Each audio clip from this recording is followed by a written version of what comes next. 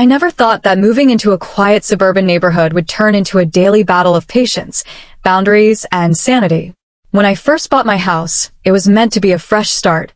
I had been saving for years to finally escape city living, dreaming of a home where I could enjoy peace, a big backyard, and one of the biggest luxuries I had always wanted, a swimming pool. After months of planning, construction, and pouring a small fortune into the project, my brand new pool was finally finished. Crystal blue water shimmered under the sun, surrounded by freshly laid stone tiles, new lounge chairs, and a secure gate with a lock. It was my slice paradise. What I didn't anticipate was that my paradise would attract someone I would soon refer to as HOA Karen. Karen was the type of neighbor who treated the homeowners association like her personal kingdom. She walked around with a clipboard, monitoring lawns, measuring fence heights, and writing petty complaints about trash bins left out for too long. From the very first week, she had knocked on my door to introduce herself, not in a neighborly way, but in a tone that told me she considered herself the authority around here. "We like things to be orderly here," she had said, her sharp eyes scanning my driveway as if looking for violations. I politely nodded, trying not to start a war with her immediately. But I could sense trouble brewing. The trouble really started when she noticed the pool. The day construction crews rolled in, Karen had hovered outside, glaring from the sidewalk, then stormed over to interrogate me. "Are you aware that all exterior modifications must be approved by the HOA board?" she demanded. I explained that I had already gotten the necessary permits and approvals, but she wasn't satisfied. She filed multiple complaints anyway, none of which stuck. The pool was perfectly legal, but her resentment grew every time she saw progress being made. By the time the pool was complete, her glares could have burned holes through the fence. At first, I tried to ignore her. I was too busy enjoying my new pool to care about her sour attitude. Friends and family came over for small gatherings, and I made sure not to be too loud or disruptive. I wasn't trying to start a neighborhood feud, but Karen apparently had other plans. She began dropping suggestions about community use of my pool. One evening, while I was grilling in the backyard, she leaned over the fence and said, "You know, it would be so generous if you opened the pool to the neighborhood kids. Not everyone here can afford such luxuries." I smiled politely and said, "Sorry, but it's private property." Her lips tightened like she had bitten into a lemon. That was just the beginning. The following weeks, I overheard her talking to other neighbors about how selfish I was. She started a campaign to guilt-trip me into letting people use my pool, saying things like, "This community is about sharing," or "He doesn't even use it every day, what a waste." I brushed it off. I wasn't about to let my investment turn into a public water park. But then came the day that tested my patience beyond belief. It was a Saturday afternoon, one of the hottest days of the summer. I was indoors enjoying the air conditioning when I heard loud voices outside. I peeked out the window and nearly dropped my drink. Karen had invited what looked like at least 50 people, adults, kids, teenagers, into her backyard. That was strange enough, but then I realized she was directing them toward my pool. I hurried outside just in time to hear her announcing, "Don't worry, the pool is all ready for you. Make yourselves at home." My jaw dropped. She had told 50 guests they could use my brand new pool without my permission. People were already in swimsuits, carrying towels, coolers, and inflatables, ready to storm in like it was a public resort. I quickly rushed to the gate. Thankfully, I had anticipated Karen's antics enough to install a heavy-duty lock. The crowd reached the gate, tugged on it, and found it shut tight. They looked confused. Karen marched up, red-faced and flustered. "Why is this locked?" she barked at me. "Because it's my pool, Karen," I said firmly, standing between her and the gate. "And nobody here has permission to use it." Her guests murmured awkwardly, some glaring at me as if I were the problem. Karen, trying to save face, laughed nervously and said, "Oh, there must be some misunderstanding. He won't mind. He just forgot to unlock it." "No," I cut in loudly enough for everyone to hear. "There is no misunderstanding. This pool is private property. None of you are allowed in." The silence that followed was delicious. Karen's smile cracked, and her eyes darted around at the crowd, realizing her grand plan was unraveling. Kids whined, adults grumbled, and people started questioning why she had invited them if she didn't actually have permission to use the pool. Her cheeks flushed bright red. "Don't be so selfish," she hissed under her breath. These are our neighbors. It's just for today. I folded my arms. You didn't ask me. You assumed. And I don't appreciate 50 strangers trampling through my yard, breaking my chairs, spilling drinks, or leaving trash in the water.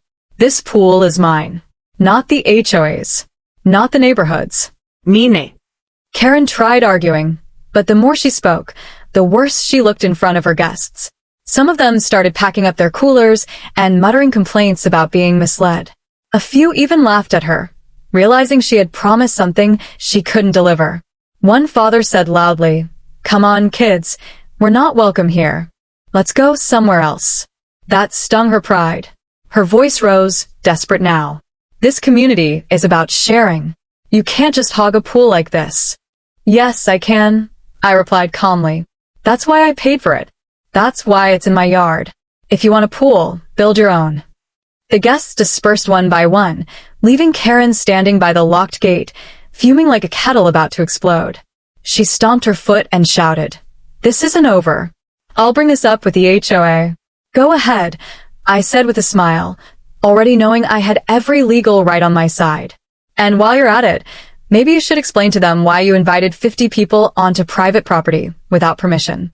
Her face drained of color. She turned on her heel and stormed away. When I bought my home in this suburban neighborhood, I thought I was buying peace and comfort. After years of working long hours, saving every penny I could, and dreaming of the perfect backyard, I finally had it. My pride and joy was the brand new pool I had just installed, an in-ground oasis with clear blue water, surrounded by stone tiles, lounge chairs, and a privacy fence. It was the kind of backyard retreat I had always wanted, and I spared no expense to make sure it was exactly how I imagined. I wanted to swim laps in the mornings, relax with a drink on summer afternoons, and host small barbecues for friends and family. What I did not anticipate was that my new pool would also attract the attention of the one neighbor who had already started to make my life difficult. HOA Karen. Karen was the self-appointed queen of the Homeowners Association. She carried a clipboard around the neighborhood, jotting down violations like an unpaid parking ticket officer. Whether it was a trash bin left out too long, a patch of grass that wasn't perfectly trimmed, or a decorative garden gnome she deemed unsightly, Karen always had something to say. I'd only lived there a few weeks before she knocked on my door to welcome me. Of course, her version of a welcome was actually more of a warning. "We have high standards in this community," she said, narrowing her eyes at my driveway as if she were checking for oil stains. "I hope you'll do your part to maintain them." I should have known from that moment that she'd be trouble. Things escalated the moment she saw the construction crew building my pool. She came storming over one morning in her usual khaki shorts and HOA badge lanyard, demanding to know if I had filed the proper approvals. I calmly explained that I had secured all the necessary permits and that the HOA board had already signed off. She huffed, clearly annoyed that her authority hadn't been required for the decision. Over the next month, as the pool took shape, I caught her glaring from the sidewalk like a watchdog, arms crossed, muttering under her breath. She even filed multiple complaints, but each one was dismissed because everything I was doing was perfectly legal. Still, I could feel her resentment brewing like a storm cloud. When the pool was finally completed, I was ecstatic. The water sparkled under the sun, the new deck chairs looked perfect, and I celebrated with my family by grilling burgers and enjoying a swim. That first weekend, I finally felt like I had achieved the dream I'd been working toward for so long. But my happiness didn't sit well with Karen. She began dropping comments to me in passing. "Wouldn't it be nice if the neighborhood kids could cool off here too? Or, you should really think about letting people use the pool. It would be such a generous gesture." I smiled politely and shook my head. "Sorry, it's private property," I told her. Every time, her smile tightened into a grimace, and her eyes flashed with irritation. Over the following weeks, Karen escalated her campaign. She told other neighbors that I was selfish and unneighborly. I overheard her whispering at HOA gatherings, painting me as some kind of villain hoarding luxury while others suffered in the summer heat. A few neighbors gave me strange looks, but most people shrugged it off. Still, I knew Karen was scheming. Then came the boiling point. It was a blazing Saturday afternoon in July, the kind of day when you can feel the heat radiating off the pavement. I was inside, enjoying the cool air conditioning, when I heard loud voices outside. Curious, I peeked out the window and nearly choked on my drink. There were at least 50 people gathered in Karen's backyard. Adults with coolers, teenagers with inflatable tubes, kids in swimsuits carrying water wings. Karen stood in the middle like a cruise director, clapping her hands and calling out instructions. The pool is ready for you all. Just head over and make yourselves comfortable. My heart sank. She wasn't talking about her backyard, because Karen didn't have a pool. She was pointing them toward mine. I rushed outside just in time to see the wave of people heading toward my gate. Thankfully, I had anticipated Karen's antics enough to put a heavy-duty padlock on it. When the first family tried to open the gate, it rattled but didn't budge. Confusion rippled through the crowd. Kids pouted, adults frowned, and Karen's confident expression faltered for just a second. Then she spun around to face me, planting her hands on her hips. "Why is this locked?" she demanded. "Because it's my pool," I said firmly, stepping forward. "And none of these people are allowed in." Her face twitched as her 50 guests stared at her in confusion. Trying to save face, she laughed awkwardly. "Oh, don't worry, folks. He must have just forgotten to unlock it. He's fine with us using it." I raised my voice so everyone could hear. "No, I am not fine with it. This is private property. Nobody here has permission to use my pool." The crowd murmured uncomfortably. A few parents looked embarrassed, pulling their kids back. One man frowned at Karen. "You said this was all arranged." Karen's cheeks flushed. She snapped at me, "Don't be so selfish. This is a community. You should be sharing this space." "This isn't a community pool," I shot back. "It's mine. I paid for it. I maintain it. And I'm not letting 50 people I don't know trample through my yard, break my chairs, or leave trash in the water. If you wanted a pool, Karen, you should have built one yourself." Gasps and whispers spread through the crowd. Karen's confidence crumbled. Parents started muttering about being misled. One family began packing up their cooler. A father announced loudly, "Come on, kids, we're leaving." This lady clearly doesn't know what she's talking about. Karen's eyes darted around, desperate to salvage her reputation. Wait, everyone. Don't listen to him. He's just being difficult. I'll sort this out." But it was too late. One by one, her guests abandoned the plan, heading back toward their cars. Some shot her annoyed looks, realizing she had lied about the arrangement. A few even chuckled at the absurdity of it all. The exodus left Karen standing alone by my locked gate, red-faced and fuming. She whirled on me, her voice rising. "This isn't over. I'll bring this up with the HOA. You'll regret embarrassing me like this." I smiled calmly. "Go ahead. And while you're at it, maybe explain to the HOA why you invited 50 strangers onto private property without permission." For the first time, I saw fear flicker across her face. She realized she had overplayed her hand. With nothing left to say, she stormed back into her house, slamming the door so hard the windows rattled. That night, my inbox lit up with emails from the HOA.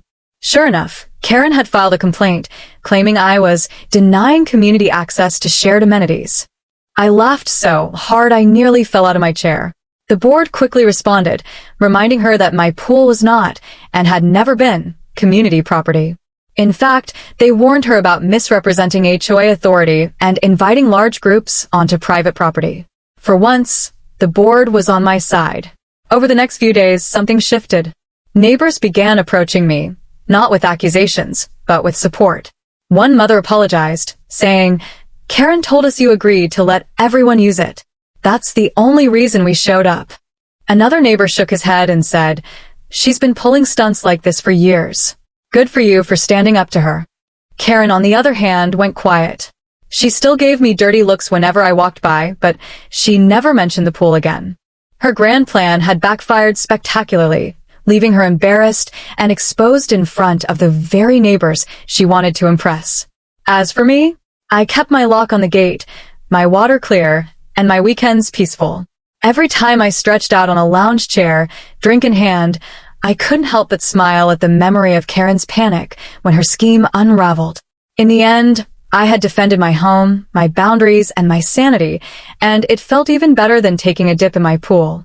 Because if there's one thing I've learned about HOA Karens, it's this: the more you give in, the more they'll take. But if you stand firm, they'll eventually drown in their own schemes. When I moved into the neighborhood, I thought I was buying peace. After years of working overtime, living in small apartments, and saving every penny, I finally purchased a house with a large backyard. It was a dream I had carried for years. What I wanted most of all was a pool. To me, a pool was more than water. It was freedom, relaxation, and proof that all those sacrifices had paid off. I spared no expense on its construction. Sleek stone tiles around the edge, underwater lighting, new lounge furniture, and a custom-built fence with a strong lock to keep it private.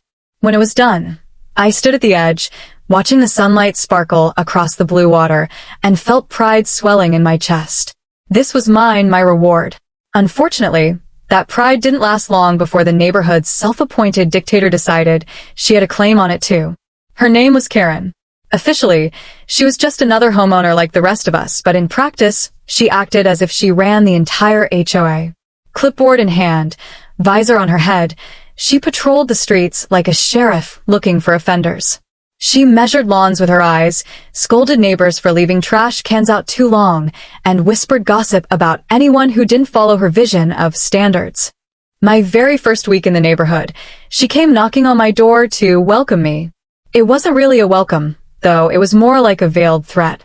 "We like order here," she said, scanning my driveway as if she expected to see a junk car parked there. "I hope you'll do your part." I smiled politely, but deep down, I knew she was the kind of neighbor who could turn paradise into a headache. The trouble began the moment she noticed the pool construction. The day the trucks arrived with concrete and tiles, she stormed over in her khaki shorts and HOA lanyard, demanding, "Did you get approval for this? All exterior projects must go through the board." I told her calmly that I had, and I showed her the paperwork. She scowled and muttered something about checking it herself. Over the following weeks, as the builders worked, I caught her lurking on the sidewalk, glaring like she was waiting for me to make one wrong move. She filed multiple complaints with the HOA, but they all came back dismissed. The pool was legal. That didn't matter to her, though. What mattered was that she didn't control it. When the pool was finally finished, I invited a few close friends and family over for a quiet barbecue. We swam. We laughed. We toasted the summer. Karen watched from across the street like a hawk, her lips pinched in disapproval. The next day, she casually stopped me while I was carrying groceries. "Wouldn't it be nice," she said sweetly, "if the neighborhood kids could use the pool sometimes? You know, share the joy." I forced a smile and replied, "Sorry, it's private property." Her smile twitched and then vanished. That was the first time I told her no, but it wouldn't be the last. Soon, she started spreading rumors. At the next HOA meeting, I overheard her whispering to a group of neighbors, "He never uses the pool. Such a waste. We could all benefit if he weren't so selfish." Some nodded awkwardly, though no one dared confront me directly. Others rolled their eyes. Clearly, Karen's bossy reputation was well known. But I knew she was plotting something. She had that determined glint in her eyes that screamed, "This isn't over." Then came the day she made her boldest move. It was the hottest Saturday of the summer, the kind of day when the pavement burned your feet and the air shimmered with heat waves. I was inside, enjoying the AC, when I heard laughter, chatter, and the sound of car doors slamming. Curious, I peeked through the blinds and froze. At least 50 people were gathering in Karen's backyard. Men carrying coolers, women in sun hats, kids in swimsuits clutching pool noodles. A full-on crowd. And, at my stomach dropped, Karen didn't have a pool. She was sending them to mine.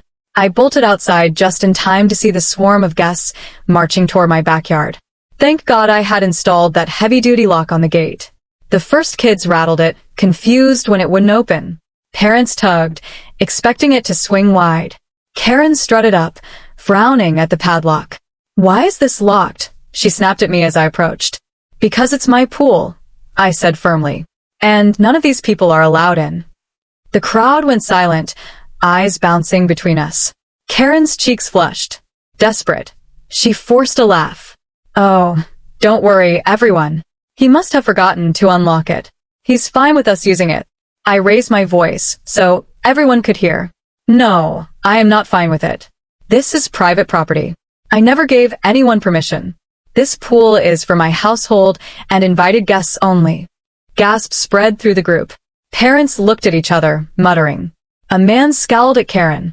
You said this was arranged. We drove all the way here. Karen's smile cracked. She waved her hands frantically. He's just being difficult. He doesn't mind, really. This community is about sharing, not when it comes to trespassing. I interrupted sharply. This is my pool. I paid for it, I maintain it, and I don't appreciate 50 strangers being told they can use it without my consent. If you wanted a pool, Karen, you should have built your own. That landed like a slap. Whispers rippled through the crowd. A father pulled his son back and muttered, Come on, we're leaving. Another family packed up their cooler. Soon, people were peeling away one by one, glaring at Karen for misleading them. Some even laughed at her audacity. Karen's face grew redder by the second, her plan crumbling in front of her audience. Finally, with only a few people left, she lost her composure. You'll regret this, she shouted at me. I'll bring this up with the HOA. You can't just embarrass me like this. I smiled calmly. Go ahead.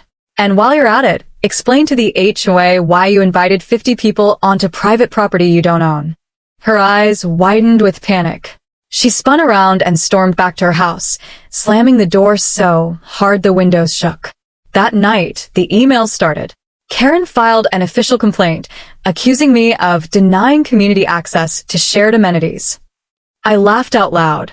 The board replied swiftly, reminding her that my pool was not an HOA amenity and warning her against misrepresenting rules. Some board members even privately thanked me for bringing the situation to light. They were tired of her overstepping her authority. In the following days, the story spread around the neighborhood. People who had shown up admitted they felt tricked. One mother apologized, saying, Karen told us you invited everyone. I never would have come otherwise. Another man shook his head, chuckling. She's been pulling stunts for years, but this one takes the cake. Slowly, neighbors began siding with me. Karen's credibility took a massive hit. As for Karen, she avoided me after that. She still glared when we crossed paths, but she never brought up the pool again. Her humiliation had been too public, too undeniable. And me? I enjoyed my pool in peace. Every time I leaned back on a lounge chair, sipping a drink and watching the water sparkle, I remembered the look on her face when her grand plan fell apart. It was better than any swim. Because in the end, the lesson was simple. Bullies only win if you let them. And when you stand firm, when you lock the gate and refuse to back down, you discover that even the loudest HOA Karen can't stop you from enjoying what's yours. When I bought my home in this neighborhood, I imagined peace, quiet, and comfort. After years of working grueling hours, renting small apartments in the city, and saving as much money as I could, I had finally reached a point where I could afford the kind of life I had always wanted. A life with space, privacy, and most importantly, a backyard that could be my sanctuary. I had dreamed about it for years, a swimming pool, complete with stone tiles, lounge chairs, and shimmering blue water. That was the vision that had carried me through years of sacrifice. So when the deal was finalized, I wasted no time in hiring contractors to make that vision real. What I did not expect, however, was that my dream would attract the attention of the most problematic neighbor I had ever encountered, the woman I came to know as HOA Karen. Karen was infamous in the neighborhood. Even before I met her, other neighbors gave me subtle warnings. You'll meet Karen soon enough, they said with half smiles. She thinks she runs the HOA. I didn't think much of it until she knocked on my door within my first week there. She arrived with a clipboard in hand, her posture stiff, her voice clipped. Welcome, she said, though the words sounded more like an inspection note than a greeting. She looked around my porch, down at the edge of my driveway, and even at the color of my shutters. We like order here, she continued. Everyone does their part to keep things tidy. I thanked her, but something in her tone told me this wasn't just a friendly introduction. It was a warning. As the weeks passed, Karen's presence became a regular part of my life. She patrolled the neighborhood like she was on duty, writing down violations on her clipboard, whether it was a trash bin left out past collection day or a flower pot that clashed with community aesthetics. I thought I could live with her quirks. But once construction began on my pool, her hostility became clear. The first morning the trucks rolled in, she marched over, visor tilted forward like a soldier preparing for battle. "Did you get approval for this?" she demanded. I calmly showed her the permits and HOA approval documents I had in hand. She frowned, clearly annoyed that I had already done everything by the book. From then on, she loitered by the sidewalk daily, glaring at the workers and muttering into her phone. More than once, I caught her snapping photos of the progress. She filed multiple complaints, none of which went anywhere. My pool was perfectly legal, but that didn't matter to Karen. What mattered was that I had something she didn't control. When the pool was finally finished, I could hardly contain my excitement. The water sparkled, the tiles gleamed, and for the first time in years, I felt like I was living the life I had dreamed of. I invited close family and a few friends for a small barbecue to celebrate. We laughed, we swam, and we toasted the summer sun. Karen watched from across the street, her arms folded, her mouth a thin line of disapproval. The very next day, she casually stopped me on the sidewalk. "Wouldn't it be nice," she said with a falsely sweet smile, "if the neighborhood kids could cool off in your pool? You know, just once in a while. Sharing is part of community living." I smiled politely and replied, "Sorry, it's private property." Her smile cracked, and her eyes hardened. That was the first refusal. Over the next few weeks, her hints turned into passive-aggressive comments. "Not everyone here can afford luxuries like that," she said loudly while walking past with another neighbor. "Some people think they're too good to share." She began gossiping at HOA meetings, calling me selfish and unneighborly. I heard from others that she was trying to build a case that the pool should be considered a community amenity. The idea was absurd, but it showed me just how far she was willing to go. Then came the day she went too far. It was the hottest Saturday of the summer. The sun blazed in a cloudless sky, and the air was thick with heat. I was indoors, enjoying the air conditioning, when I heard the sound of voices, lots of them. Curious, I peeked through my blinds, and what I saw made my stomach drop. Karen's backyard was full of people, at least 50 of them, men, women, and children, many in swimsuits, carrying towels, coolers, and inflatable toys. Karen stood at the center, clapping her hands like a hostess. "Don't worry, everyone," she announced. "The pool is ready for you. Just head over and make yourselves comfortable." For a moment, I couldn't believe it. Karen didn't have a pool. She was directing them to mine. I dashed outside and reached my backyard just as the wave of people arrived at my gate. Thankfully, I had installed a heavy-duty lock. Kids rattled the gate, confused. Parents tugged on it, expecting it to swing open. Karen marched up, her face tightening when she saw me standing there. "Why is this locked?" she demanded. "Because it's my pool," I said firmly, planting myself between her and the gate. "And none of these people are allowed in." Her eyes widened. 50 pairs of eyes turned toward her. She let an awkward laugh. "Oh, don't worry, everyone. He just forgot to unlock it. He doesn't mind you using it." I raised my voice so everyone could hear. "That's not true. This is private property. Nobody here has my permission to use it." Murmurs spread through the crowd. A man frowned at Karen. "Wait, you said this was arranged? We brought our kids here for this." Karen's smile faltered. She waved her hands frantically. "He's just being difficult. This is a community, we share things. Not when it comes to trespassing." I cut in sharply. "I paid for this pool. I maintain it. If you wanted a pool, Karen, you should have built one yourself." That landed like a slap. Whispers rippled through the group. Parents began pulling their kids back.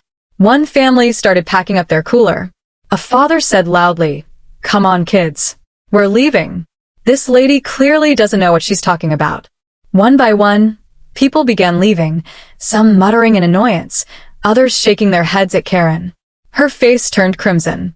Desperate, she shouted, "You'll regret this. I'll bring this up with the HOA.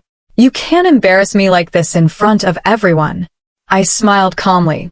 "Go ahead.